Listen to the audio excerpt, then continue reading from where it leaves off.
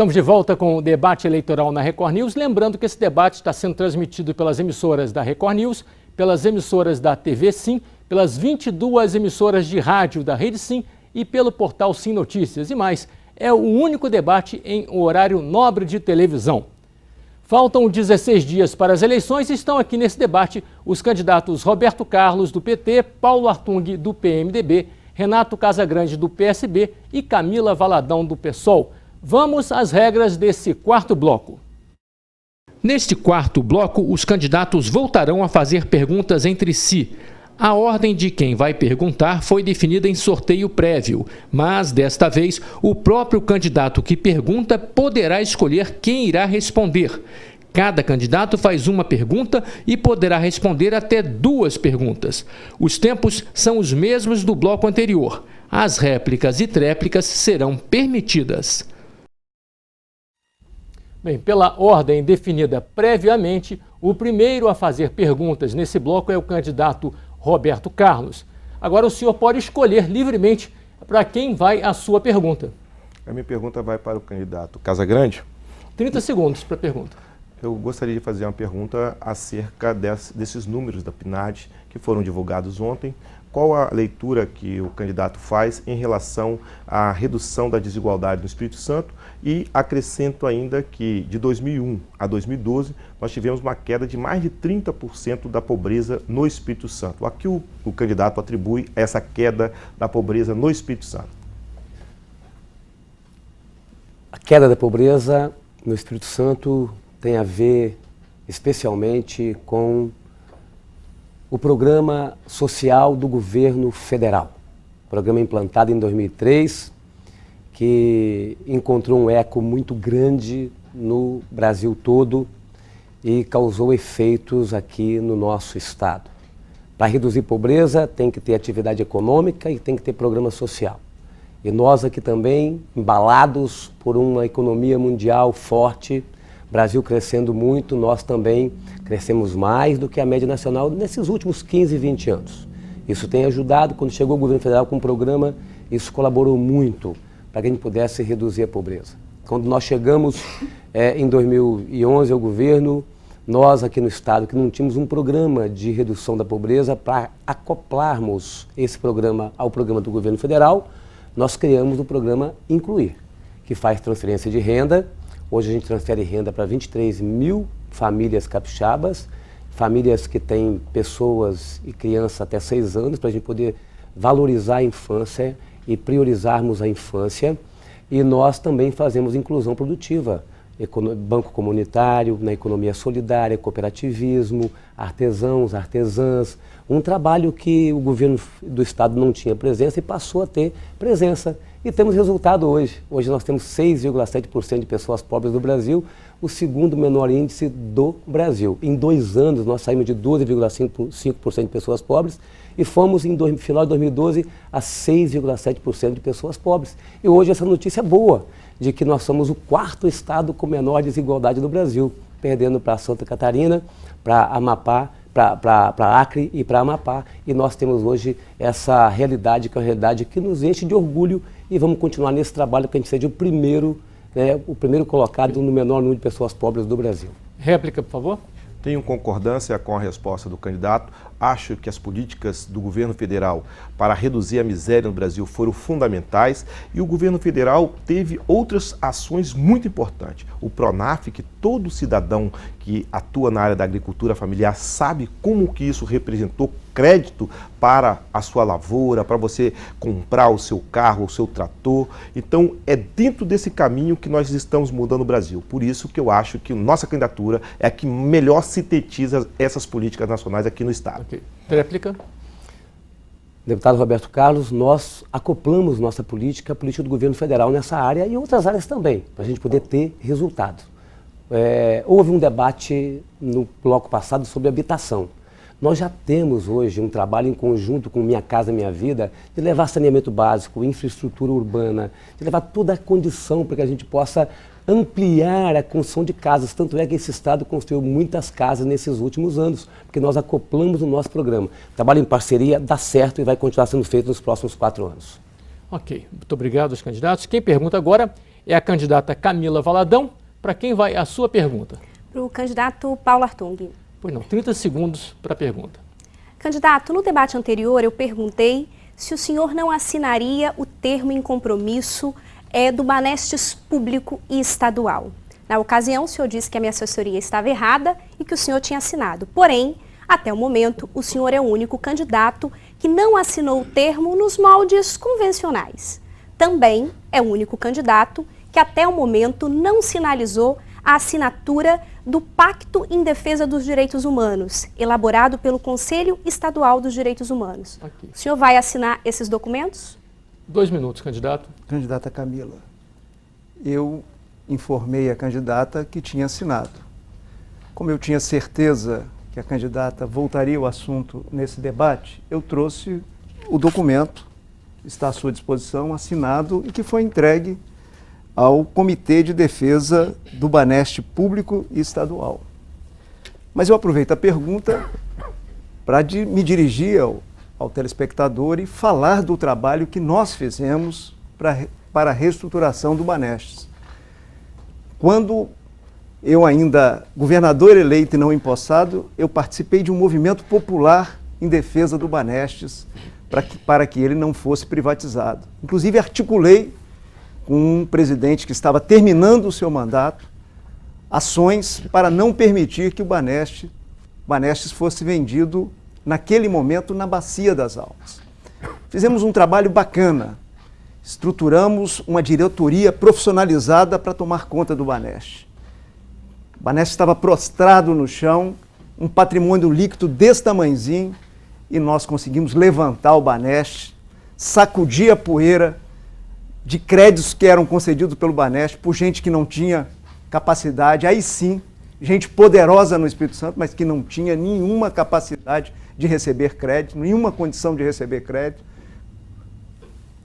Demos prestígio ao comitê de crédito, profissionalizamos o banco e o banco passou a ter valor de mercado. O banco passou a pagar pela primeira vez, candidata Camila, na sua história, pagar dividendos ao acionista majoritário. Quem é o acionista majoritário? É o povo capixaba, né? Quer dizer, nós conseguimos dar um passo importante.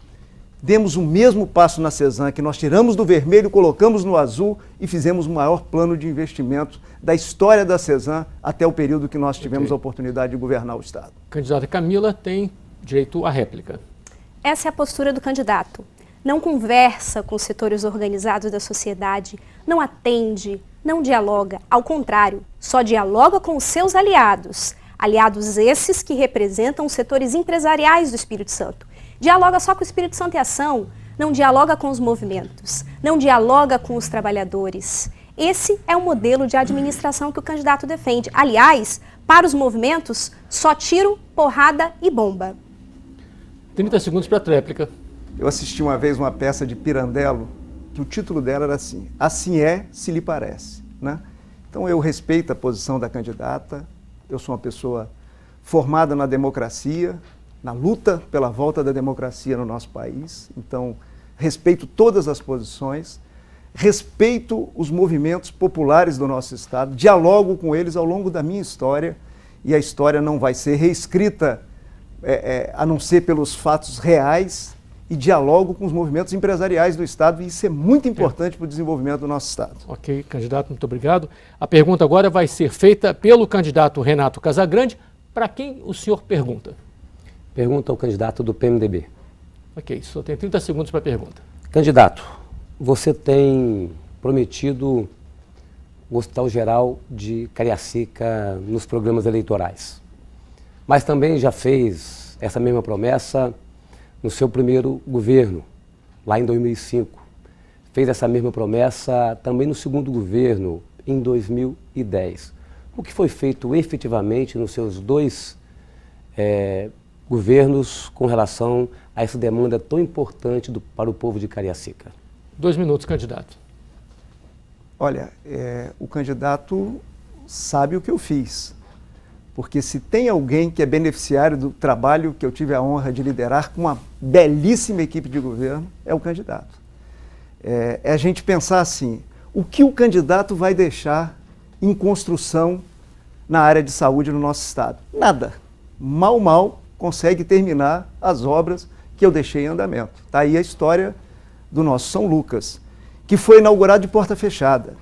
Está aí a história do Dório Silva, que num outro debate eu fui acusado pelo candidato de ter uma proposta de fechar o Dório Silva. Depois, os profissionais do Dório Silva vieram conversar comigo e dizer que o Dório Silva está praticamente desarticulado. Quer dizer, então assim, faço o que eu digo, não faço o que eu faço. Quer dizer, nós deixamos um trabalho robusto na área de saúde. Nós profissionalizamos essa área. Nós montamos uma equipe boa de trabalho, né? E conseguimos produzir resultados extraordinários. Não fomos sozinhos, fizemos parcerias, né? Estendemos as mãos com a política pública inovadora aos hospitais filantrópicos do nosso estado. Fizemos parceria com os municípios. Quer dizer, é um desafio importante. Fomos para Cariacica, junto com o ex-prefeito Hélder Salomão, e abrimos a maternidade numa parceria com o Evangélico, que já tinha virado um hospital de referência no nosso estado, o Evangélico de Vila Velha, fruto de um trabalho de integração da nossa equipe na área de saúde com o Hospital Evangélico. Então, assim, é esse o trabalho que nós estamos fazendo. Se for desejo dos capixabas e eu voltar para o governo, nós vamos colocar de pé em Cariacica um hospital geral, da mesma forma que evoluímos de uma maneira significativa na reorganização da saúde pública no nosso estado. Candidato Renato Casagrande tem 30 segundos. O candidato sabe que nós estamos adquirindo o prédio do Vita Shopping, ao lado do Kleber Andrade, para a gente montar o Hospital Geral de Cariacica.